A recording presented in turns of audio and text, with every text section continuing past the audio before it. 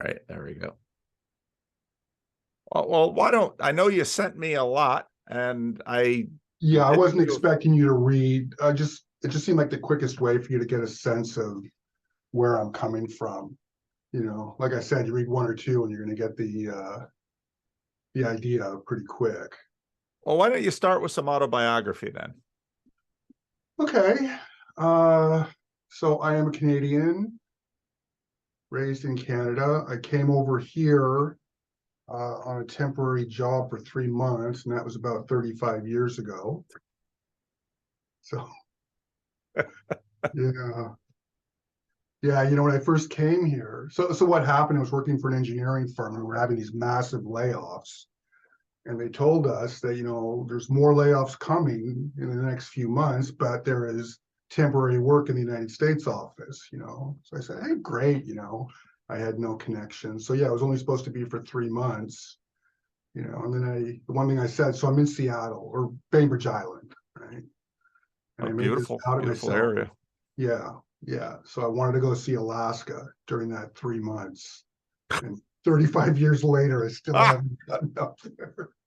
the reason Alaska's so unpopulated, and it's so darn hard to get around to getting there. No I mean, kidding. there's only certain points of the year you really want to go.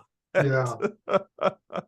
Well, my sister took her honeymoon there, and her and her husband, they just drove up there in like a regular sedan with a trailer Yeah, from Vancouver, all up that yeah, road, So yeah, if you want to, you can. yeah. There's just so much of it.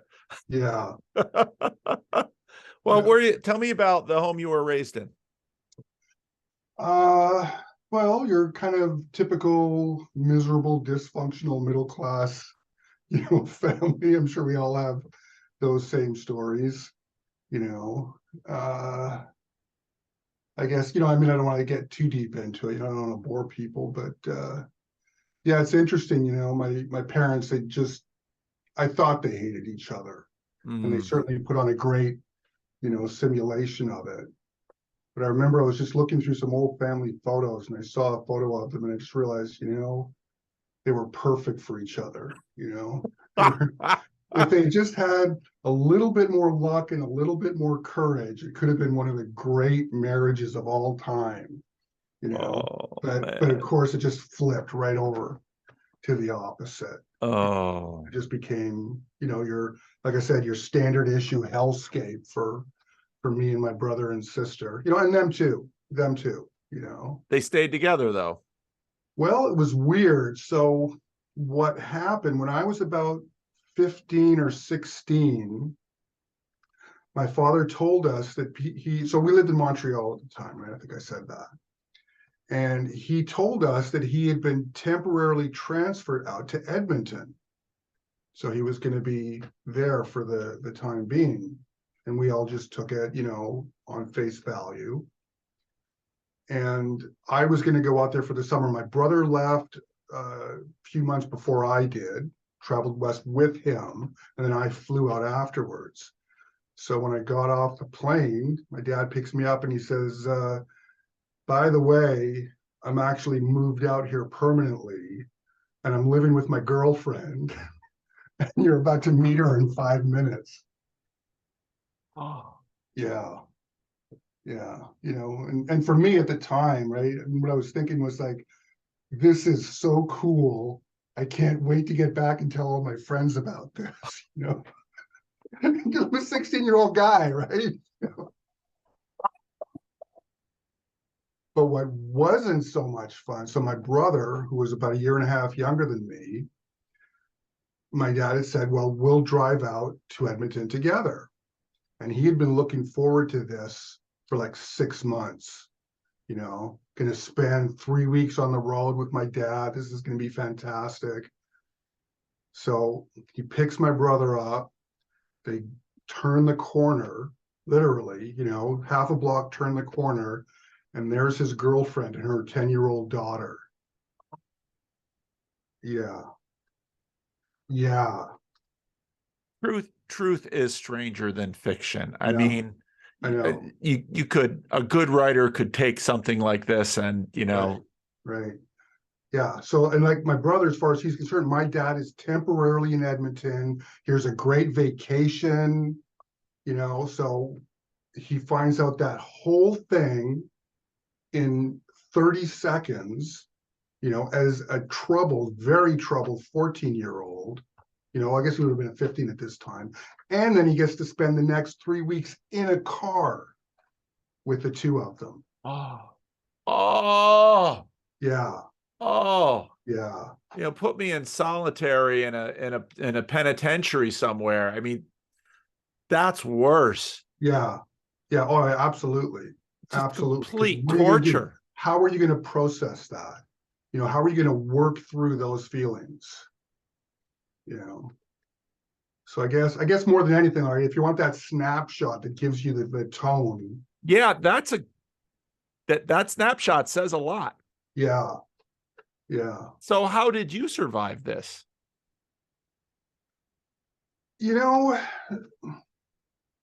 I think we all have our different strengths and weaknesses, and for me, I think it was a combination. I think just naturally I'm an interior directed person, and I'm relatively strong that way. And then, of course, being in that situation, it's like, this is exactly where I want to be, is on the inside. So it just got reinforced, that's what I was. And looking back, after 60 years, I'm realizing the incredible cost that I have paid for that, because everything you're putting here, you're taking away from over there. And when you're 20, 30, even 40 years old, you have enough vitality that you don't see it. Yeah. Yeah. But yeah. then into the 50s and now into my 60s, Yeah. realize what was being weakened and broken and atrophied all those years. What was your adult relationship like with your parents?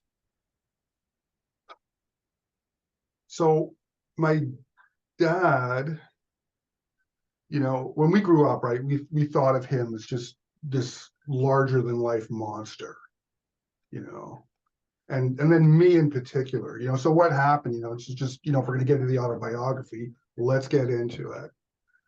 So he realized very quickly that he was way in over his head married to my mother, right? They had my older sister. He was miserable. And then he figured, well, gee, maybe having another kid will save the marriage. Classic great ideas. There's a tried and true Right. solution. If it worked all these other times, so then I came along. So now not only didn't it work, but now I was the anchor, totally locking him in. Yeah. So I didn't realize it at the time because you're a kid, right? You got nothing to compare it to, but I was the one who got the brunt of it. Yeah. From him. So as I said, like I saw him and we all did, it's just because he's very, very intelligent man. Like back then he skipped 2 grades, in some ways formidable mind, and in other ways very weak, and the thing that I didn't realize until I was an adult, his problem was that he was just too kind. He didn't have what it takes to deal with the actual world as it exists. Yeah. I remember reading this story in World War II in the Polynesian Islands, and there was this tribe, and they were like among the most peaceful people the world has ever known. There was no word for murder in their culture because the concept just didn't occur to them. Yeah. But eventually, inevitably, as World War II swept across, they got dragged into it. Yeah. And they got caught up in it. And they became the most ruthless, barbaric, bloodthirsty killers that anybody had ever seen. Wow. because they never learned how to deal with it, Yeah. right? Going Yeah. from this utter, I don't want to say it's artificial because it wasn't artificial, but nevertheless, that's just not how human nature is. Yeah. And now all of a sudden, all of this stuff is coming up, and that was my dad. He just couldn't handle it, so he went the other way. And then finally he breaks out. Yeah, He yeah, can't in the take most it anymore. cowardly, weak way you can think of. But yeah, but he did. So this is when I was 16, and my parents didn't divorce until I was 35. Yeah. He's living on the other side of the country, and it was just because he met somebody else that he wanted to marry. He broke up with his girlfriend, met somebody else. She wanted to get married. So in order to get married, he finally had to divorce my mom.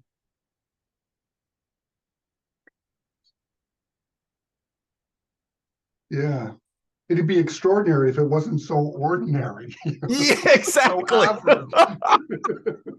Yeah, no, that's right. It would be unbelievable if you just didn't see permutations of it all over the Exactly. place anyway. Exactly. But when you just sort of put it there in stark contrast to the bright sunshine, it's like, Yeah.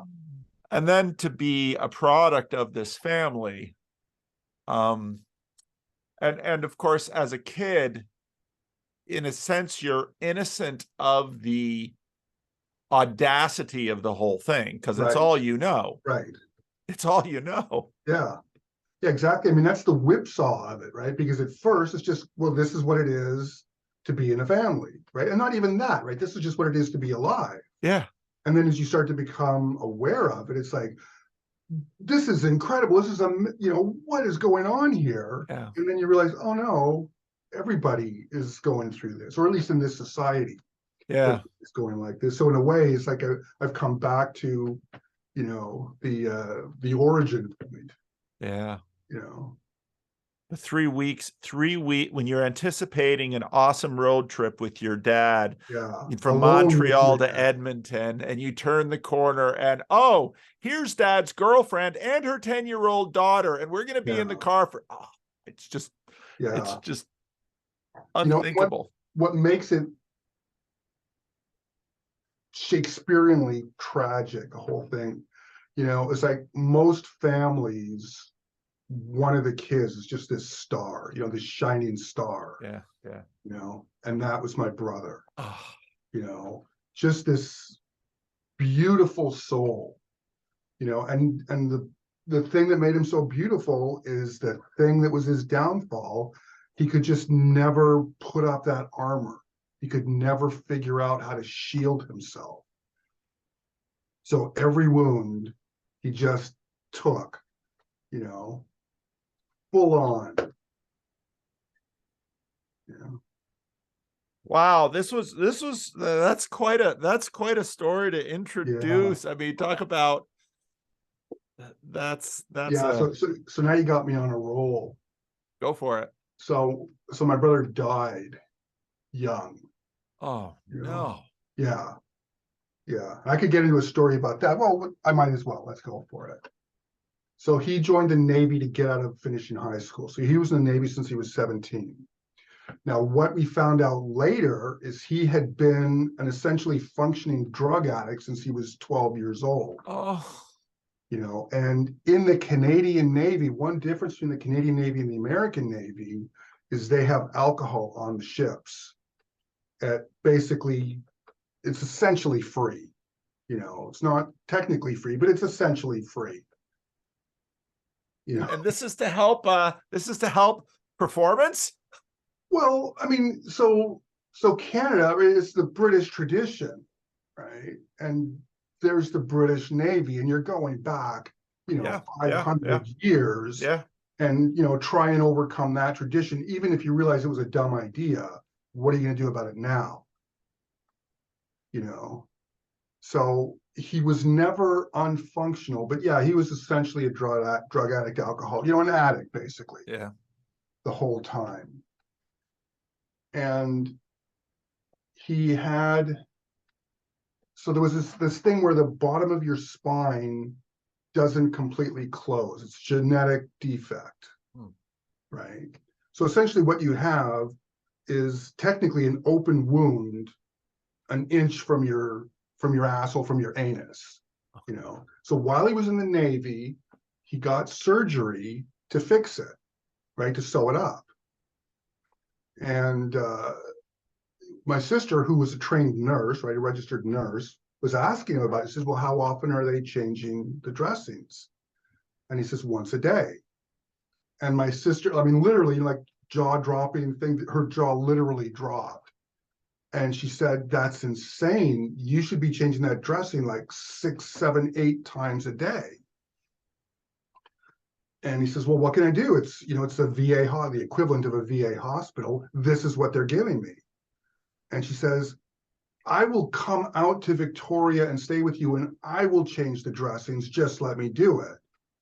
But my brother, you know, he was always a fatalist. He says, well, no, there's nothing I can do, nothing I can do. So, of course, eventually it got infected and he went septic. So he calls up my sister. What we found out at the time, he had like 105-degree fever. He's hallucinating as he's talking to my sister. And she is like literally freaking out, right? I mean, like losing her mind because she understands her brother might be close to death. And she's trying to do everything she can to get him to the hospital. But to him, you know, especially in his state, she's just the bossy, pushy older sister. So she's freaking out. So what she does is she calls up her best friend, who's also a nurse, and has Ellen call up my brother. And then he listened to her.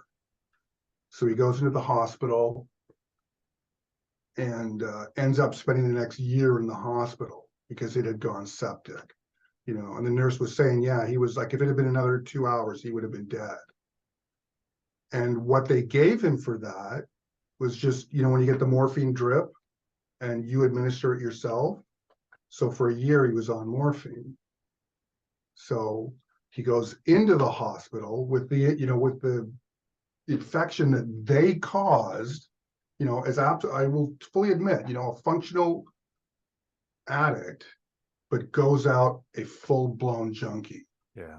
You know, ends up on heroin, you know, and he's still in the Navy at this time, you know. So he went through about 3 or 4 bouts of rehab, you know, which is standard, right? I mean, I think the average is what they say, 7 times. Yeah. Until it finally hits. Yeah. You know? And after the 4th time, he pretty much got it kicked, you know. But every once in a while, you know, he would just have these urges. And what he would do is he'd just go off to a hotel somewhere out of town because he didn't want anybody to know. Yeah. And he had taken some cocaine, had a heart attack, and died. Oh. Yeah. And then my sister was talking with a therapist friend of hers and relating this story. And then the friend just gets this, like, you know, this sinking look in her face. And she goes, I know what happened. My sister goes, what? She says, what happens is when you're in the midst of your addiction, is a toxin like any other toxin, right? And then what your body does is it tries to get rid of the toxins as best it can. And when it's so overloaded, it says, well, I'm just going to put them into the joint tissue because there's no blood flow there, right? So it's the least, you know, it's the safest place. If you cannot get rid of it, it's the safest place to put it. So you build up all these drug residues in your joints. But then what happens is when you kick the addiction and now you start getting better, then, you know, it's a metaphor, but starts leaching out into the rest of your system. Because your body says, oh, now I can get rid of it. Right. So I can flush this back into the bloodstream, where now you get these cravings and you don't understand them. You just think you're this weak asshole of a person. Yeah. You don't understand it. It's just physiological. Yeah. And he couldn't kick it. Yeah. You know, and then the problem is what was this totally mediocre dose when you were doing it every day is now, and you have no idea of knowing this, now it's enough to kill you. Yeah. You know? Oh. Yeah. Well, how did you survive all this? I mean, you're still here. Sounds like you're in your 60s. Yeah. You've held down a job. You're living in a very nice place in the United States. You're having a reasonable conversation. You haven't been taken out yet. Well, as I said, I wouldn't describe it as armor, but for both good and for bad, for great and for terrible, my connection to the physical material world, like that's that cliche, spirits living in the material world. That's me, you know. So the things that would destroy him, it's like I don't even really notice, you know. And if I did, it's like who cares? It's just a thing that happened, you know. So like when my dad would do this stuff, it's like, well, it's just a thing that he did, right? It's going to stop at some point, and then who cares, right?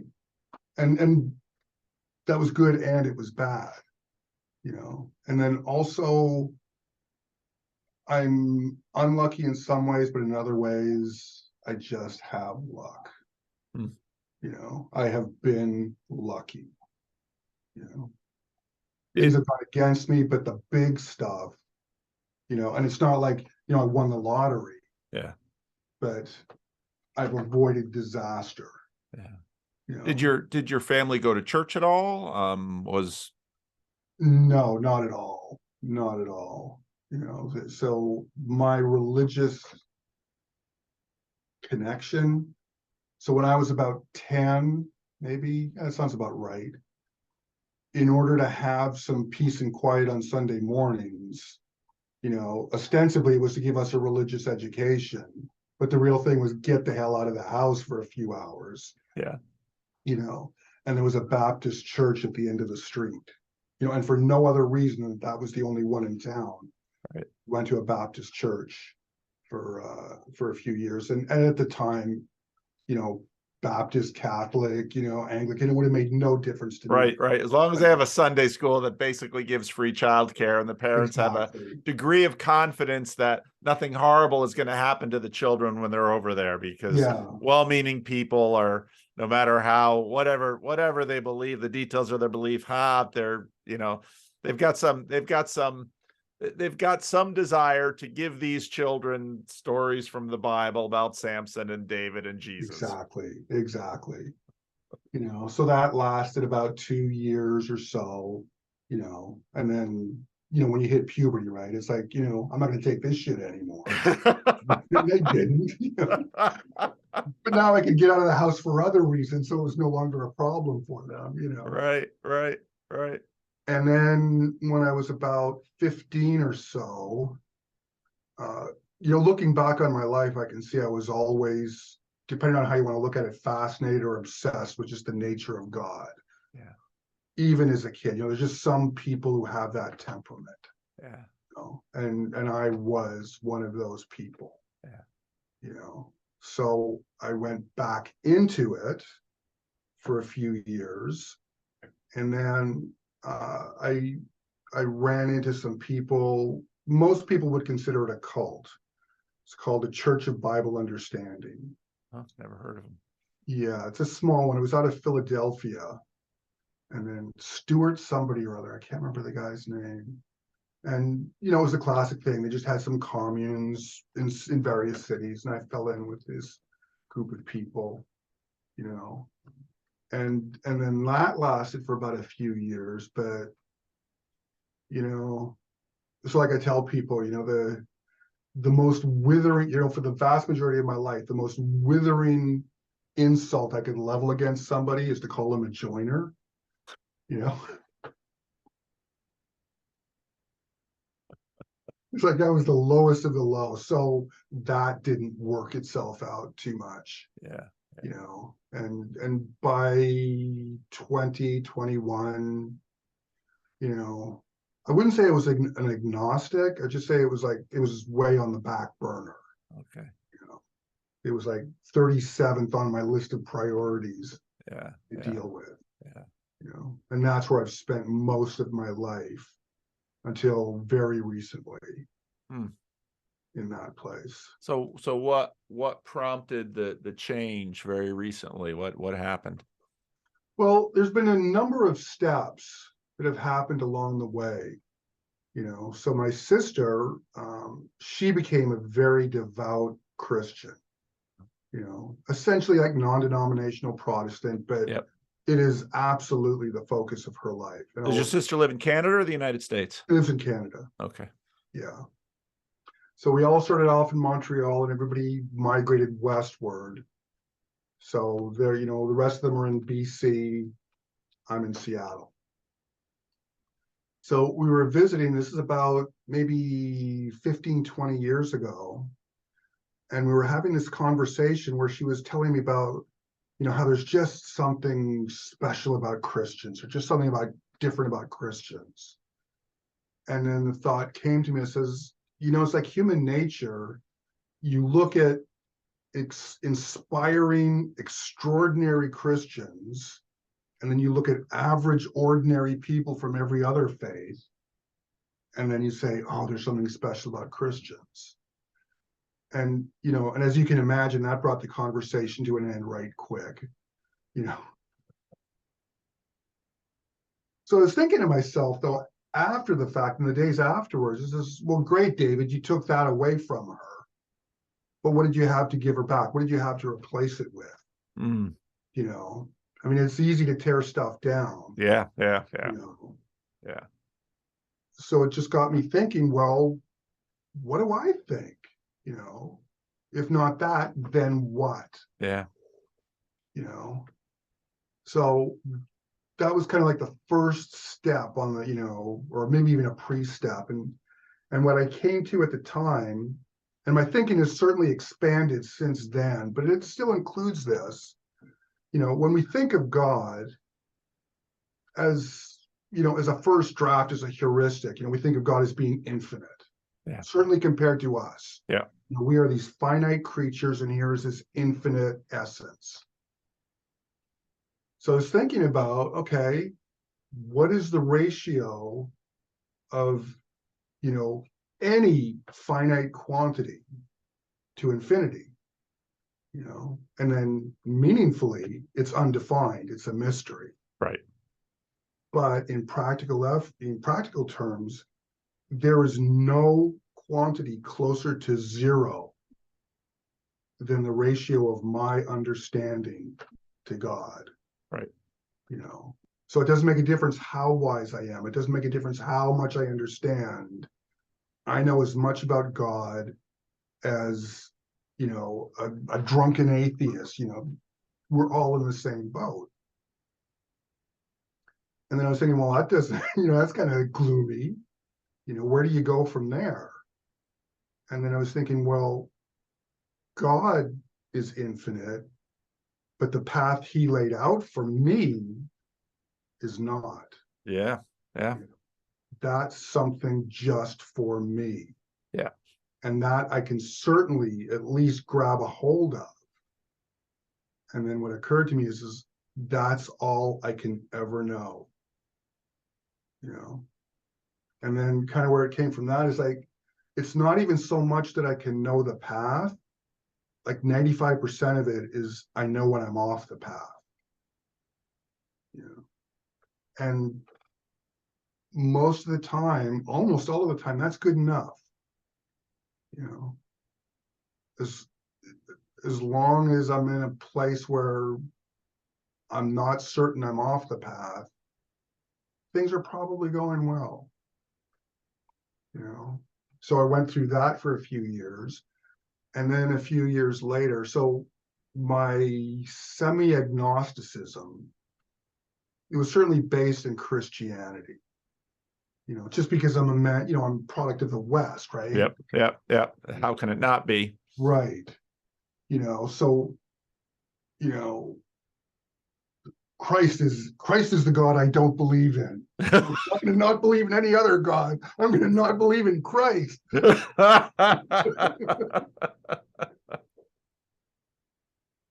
So it was at the time, I think it was the Dugars Oh yeah. Yeah, and Yeah. when that scandal blew up where the Yeah. brother, was molesting his sisters. Yeah. So there was an online article, and it was a woman who had been raised in that spirit, right? That kind of fun, that particular flavor of Christian fundamentalism, Yeah. with that absolutely the man is the head and the Yeah. woman is there to serve the leadership. Yeah.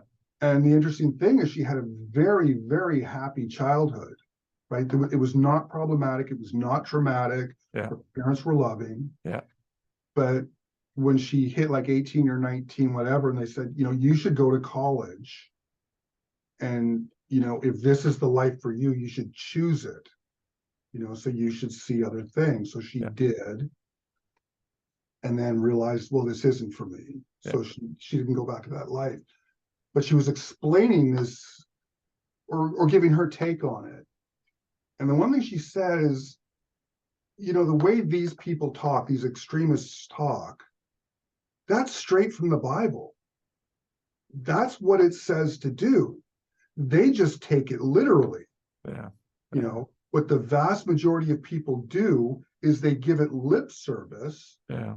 And I think that might have been a little bit unfair. Yeah. But essentially, so they give it lip service and then go and live their lives the way essentially everybody else does, anyways. Yeah. And then at the time, and my thinking has moved on from this point, but it was kind of a milestone. Reading that, I was thinking, yeah, that point makes sense to me. And then what hit me says, for this one thing, the Bible is just wrong. They are just wrong about this. They got the relationship between men and women wrong. I was, like Iroquois society, the way Iroquois society is functions, that seems a lot more like the relationship between men and women. That seems a lot closer to me. Where there are definitely roles. There's definitely the female roles, there are definitely the male roles, and a lot of them are even kind of standard what we would think of, but the power is definitely equal. I mean, these are partners. And then what that led me to believe is, well, if the Bible is just flat out wrong, then there goes the foundation for it. And as I've said in the years since, I don't think that way anymore, but it certainly was a turning point. And then the next step was just, I had dabbled with Buddhism. And I mean, obviously, ageless wisdom and beauty and profoundness, but it just didn't resonate. And then just related to it, I was in a bookstore and I just ran across, in the shelves, a translation of the Tao Te Ching and just started thumbing through it. And, I mean, at least for me, it's absolutely in no ways it's a religious text. It's not a religious spirit. It's just, it's basically a handbook, a practical guide. But looking at that just instantly, within 15 seconds of reading it, it's like not even knowing what the hell they were talking about. It's like, this is it. This is what I've been looking for. And that's 25 years, that's come to me. And but then so the proximate cause, what got me to where I'm at right now, when Trump got elected, and I was as big a Trump hater as anybody. On Bainbridge Island, I mean, I would imagine Bainbridge Island, you can put up a cathedral to Trump hating. Yeah, without a doubt. But I mean, when I get into work, right, I'd be bored and I just, be surfing the internet. Any, let's hate on Trump story, I was there. Yeah. My favorite pastime, when I would show up first thing in the morning at work, and I always showed up before anybody else so I could screw around for a while. So what was that website with Nate Silverman Oh yeah, it's 586, something 54. like that, a Yeah, number. yeah. So they had the popularity chart, Yeah, and it was over the entire course of his presidency. yeah, But you could zoom in to like where you're looking, Tuesday versus Monday, right, right. right? So what I would do is I'd take my mouse cursor and I'd just go back and forth between like 1 or 2 days, like 20 times in a row. It goes like from 39.9% popularity to 39.7 popularity. Yeah, it didn't change that much the whole time, which was Right. interesting. But it's just feeding something in me, Yeah. To see it like, if his popularity would rise by 0.1%, I'd be, in the depths of desolation. And if it goes down by 0.1%, I'm a bullion. I was, oh, yes.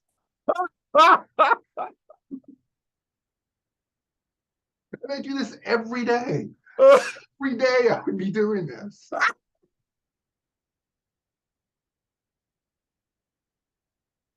But it was by the beginning of the last year of his presidency.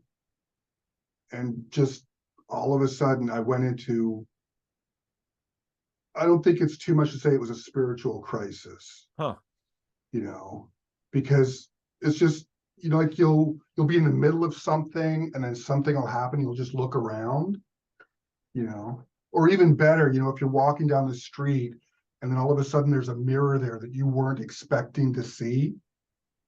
So you catch the sight of this complete stranger, and it felt like that. Huh. I just looked around at myself and at the whole country, and it is everybody on every side consumed with hatred, And my daughter would have been 12 or 13 years old,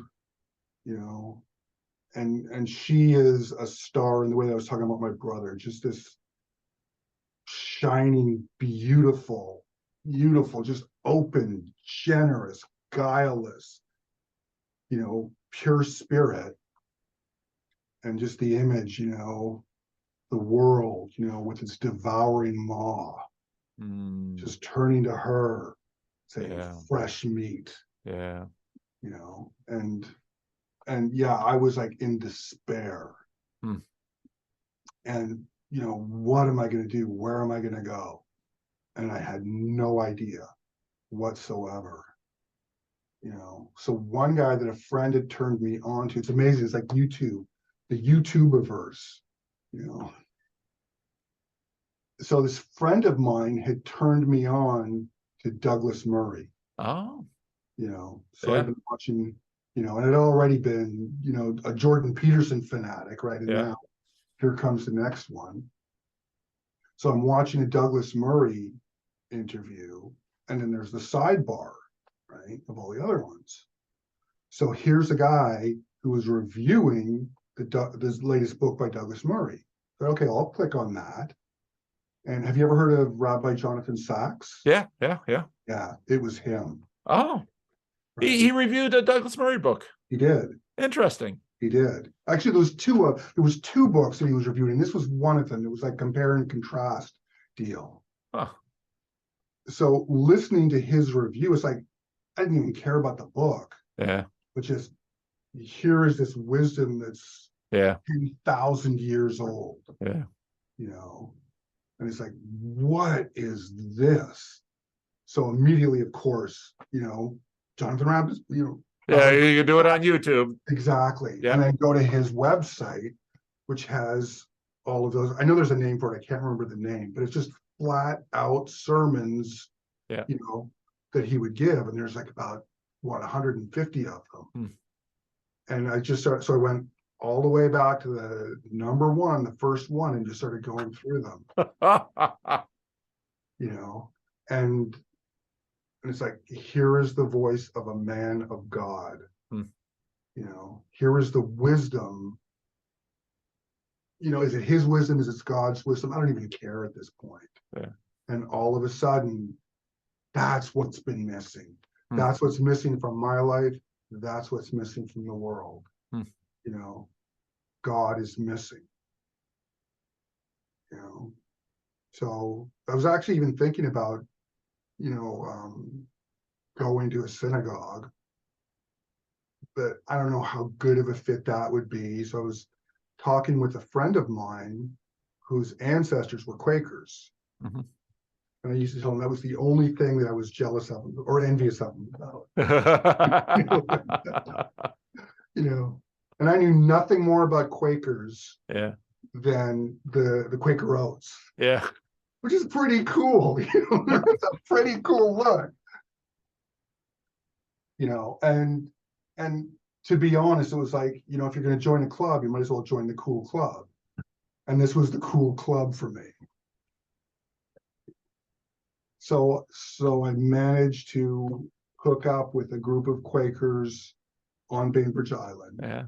Yeah. I would imagine they'd have some Quakers on Bainbridge Island. That sounds like a kind of a place where you could find some Quakers. Oh yeah. And then thinking that I found the answer, and turned out, well, no, there's just the mirror image. Mm. But nevertheless, there's if you're going to connect to God, you have to do it through people. And we're all just humans. So the last 2.5 years has been trying to work through, and those pieces that I sent you, that's me trying to work through my own shit. Yep. Yep.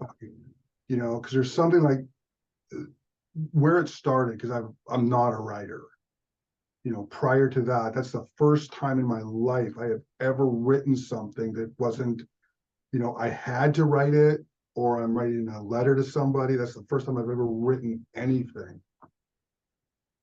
So there was this document that was being circulated through all the Quaker churches for their approval. So of course it got sent out to us. It was the Quaker Statement on Immigration. Okay, fine, I'll read this. And it was the most asinine, shallow, loaded gibberish, mean-spirited gibberish, this judgmental, so Quakers shouldn't be mean-spirited or judgmental. That just doesn't seem very Quaker-like. But it's so easy to put a coat of brotherhood unity paint over it. So the basic thesis of this piece was anybody in any part of the country, or the world, for any reason, has a sacred right to immigrate into the United States of America. Wow. And and I'm not, it sounds like I'm just trying to exaggerate it and make it sound worse than it is, but no, this is exactly what it was. Not only that, if you try to deport anybody, it doesn't make a difference what the reason is. Right. You're a racist. Right. You are a xenophobe. Right. Further than that, if you deny them any service that the government offers, you're a racist and you're a xenophobe. And you're taking part in white privilege and colonization, and I'm thinking, you know what, buddy? Your property line is a boundary. Your front door is a boundary, And so we're supposed to discuss this. And, like when you watch comedy shows, you can get the guy who doesn't know what to say. It's like, that was me, And I realized, well, what is it I'm trying to say? Yeah. What am I trying to communicate to these people? So the very first piece, I don't know if you read any of them, but it was the very first piece, and a very different form than that. But that was me trying to make sense of what it was I wanted to say, and the interesting experience, when you write something out in longhand, it feels one way. You just see, the Arial font on a white screen. And all your ideas and your thoughts and your views are just naked. Adorned. It was a transformative experience. And so I've been basically in a conversation with myself, and endlessly repeated. You know, I mean, I Huh. would think every piece has been revised at least 100 times. It's like Peterson's Maps of Meaning book. Over and over and over again. Well, speaking of Peterson, okay. Well, so how on earth did you find me? I mean, we got about 10 minutes left. So Okay. you know, your story has been so much fun. I've really enjoyed it. Okay. But I want to reserve some time for my Jordan Peterson origin story. But okay, so how I found you is just, you know, YouTube sidebar hell. Like, you know, you're just finding, you know, it's just what shows up on the algorithm. Yeah. And sooner or later, you know, with the kinds of stuff you know, Glenn Lowry, Andrew Sullivan, Douglas Murray, Jordan Peterson, you know, eventually, of course, you're going to end up there sooner or later. And poor you clicked. And interested right from the beginning, you know, and then early on, you know, I mean, I came across a thing where you said, hey, let's have a talk. Yeah. And it was always in the back of my mind. Yeah. But I don't even know why, but in the last 4 or 5 months, when you know, I've been watching something, you said, like, this conversation was really fascinating to me. Yeah. And when you would say this, say, okay, fine, let me go listen to the actual conversation. And it's like every time it's like, wow, this is an amazing conversation. So, you know, not trying to brown nose or anything, but something, you know, Yeah. because it's just happened over and over and over again. There's never been a time when it's like, no, I don't get it. You know, so that kind of ramped it up. It's like, this is somebody I would like to talk to. I was hoping to not have a monologue about it, but you get what you get. No, I loved it. I mean, Yeah, I would like to hear more from you, but nevertheless, you know, you hear lots from me. I get to talk into the YouTube a lot, so yeah, I don't get as much chance to hear back. And your stories have just been, I mean, this is why I do these randos conversations, because yeah, the world is such an incredible place and filled with so much glory and tragedy, and yeah, I mean, yeah. you've brought At the both to same, the and they're table today. inseparable. You don't Yeah. get one without the other. Yeah. Yeah. Okay, so yeah, so indulge me, please. Let me tell you my, like I said, my Jordan Peterson origin story, because nobody else is interested in it. You know. Okay, so going back to prehistory, right? This will come back later. There was a song in the early 90s called Big Hard Sun by Indio. And you know, there's songs that just like get into your soul Yeah. and never let you go. This was one of them, you know. So for 30 years, this song, I mean, it's still, I well up when I listen to this song. Okay, so that's then. Now moving forward. The Christmas just after Jordan Peterson blew up, right?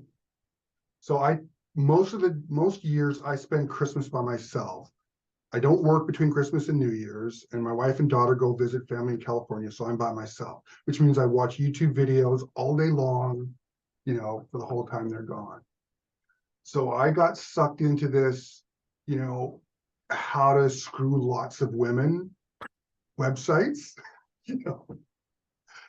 So I started watching it, but the guy was fascinating because, like, so one of the things he's saying, right, you know, says, well, if you want to get the women, you have to It's more interesting than the women, actually. well, yeah. So like the thing is, like, you know, he'd say things like, you know, like if you want to get the women, you have to be excellent. You have to be worth something as a man. So you better work on yourself. And I'm thinking, wow, that sounds really great.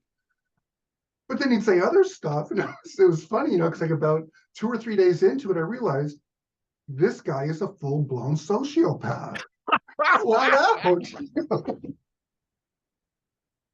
But the interesting thing is, like, the thing about sociopaths and psychopaths, they can look at the world, see things, and say things that the rest of us aren't allowed to do. They can see truth Yep. that the rest of us are not allowed to see. Yep. And that's what fascinates. You know, and of course it wears off pretty quick because it's just toxic. But yeah, you know, for that little dive. Okay, so there's one thread. So now here's the last thread.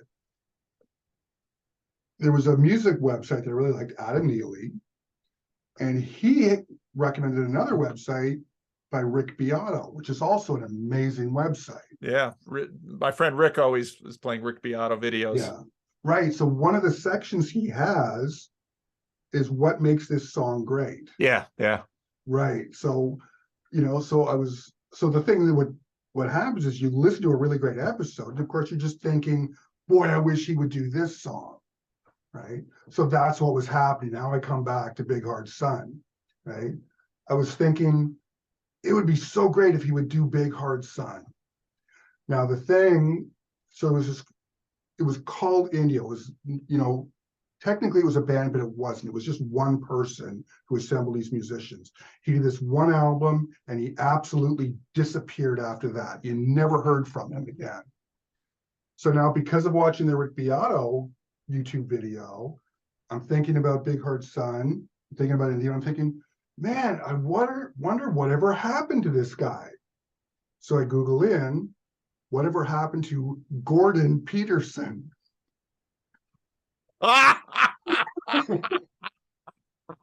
Having absolutely no idea who Jordan Peterson is. And then my screen just blows up into tsunami of Jordan Peterson video. And I'm thinking to myself, well, this is stupid. And I'm just about ready to just clear the search and look again. One of them is from another one of these, how to lay a bunch of women. Because it's like, you have to have this conversational prowess. And what it turned out to be was the Kathy Newman interview. Oh, so wow. Because of the dating website thing, that's why I clicked on it, watched this video, and it's like, you get these moments where the world is just a little bit different than it was before you saw that video. Yep. And then from there, like for me, Jordan Peterson is always those University of Toronto courses. Yeah. That's who Jordan Peterson is. Those are the best. Yeah. Yep. No, that's peak Peterson in many ways. I agree. Yeah. I agree. Yeah. Just something, it's like one thing I think about him, I think 300 years ago, he still would have been considered a first-class mind. Yeah.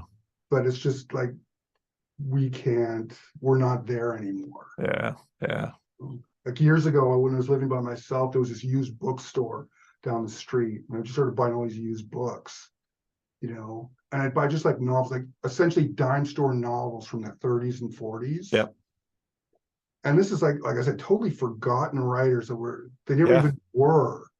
But you read this and it's like this density of thinking, this depth of thinking. Yeah.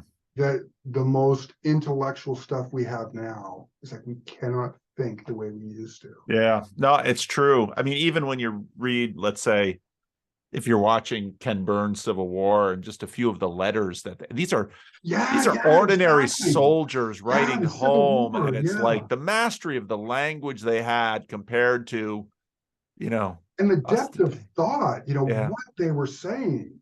Yeah. Like one thing that would frustrate me is, when people would talk about Jordan Peterson and even the fans, and they would talk about how smart he was. Yeah. And I'd say, no, this guy's, I don't know if you've seen any of the TV Ontario stuff. Yeah. Yeah, he's been thinking about this for 30 years. Yeah. The amount of work he put into this. Yeah. That's where it's coming from. Yeah. No, that's true. Yeah. We only have a few more minutes. I'm sorry. I wish you're obviously a guy I could sit and talk to all day. There's no question about that.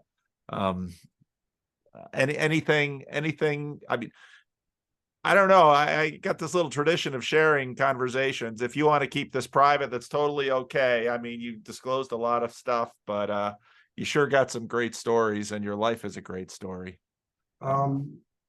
Whatever you want to do is fine with me. If I don't believe in secrets. If I want to keep it secret, I just won't say it in the first place. Oh, that's a good way to be.